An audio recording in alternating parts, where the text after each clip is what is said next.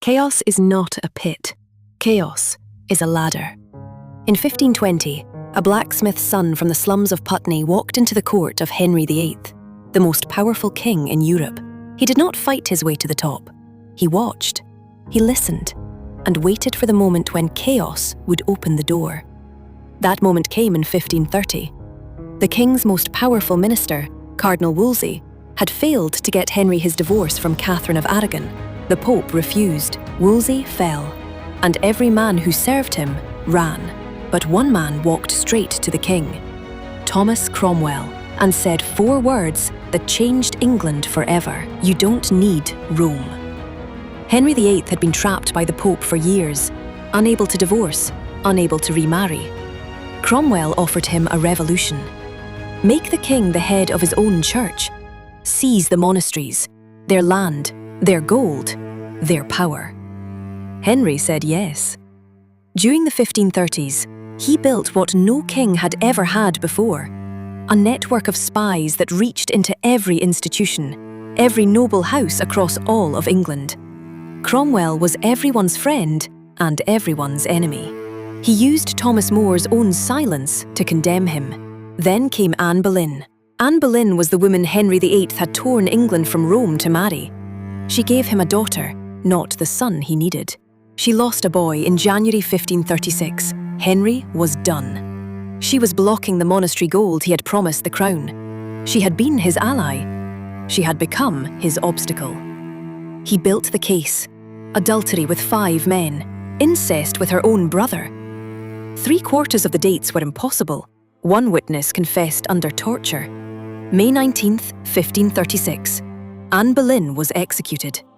11 days later, Henry married Jane Seymour. For 10 years, no one could touch him. But one mistake was all it took. England needed allies against the growing power of Charles V, Holy Roman Emperor. Cromwell's answer? A royal marriage. A Protestant princess, Anne of Cleves, whose family stood against the emperor. He sent the king's own painter, Hans Holbein. The portrait was flattering. Henry said yes without meeting her. She arrived in January 1540.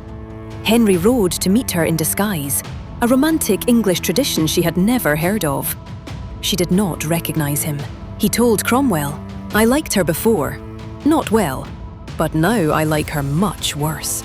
The marriage went ahead. It was never consummated. For the first time, Cromwell had failed. Stephen Gardiner, Bishop of Winchester, Cromwell's oldest enemy at court, waiting 10 years for this moment. Spring 1540. Cromwell made a peace gesture. He invited Gardiner to dinner at Austin Friars. He told Gardiner that if the king turned against the Reformation, he would fight him with his own sword, against the king himself. Gardiner reported every word to the king.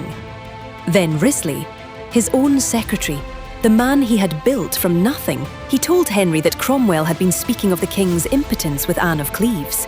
2 men, 2 daggers. June 10th, 1540. The Privy Council was already assembled at Westminster when Cromwell walked in. Every face turned toward the door. Norfolk stood up across the table. Traitors do not sit amongst gentlemen. They used his own law against him.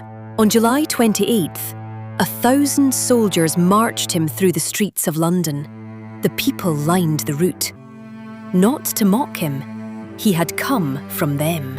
On the scaffold, he said, "I died a faithful man." That same morning, at Oatlands Palace, Henry VIII married his 5th wife, Catherine Howard. The throne changes. The game never does.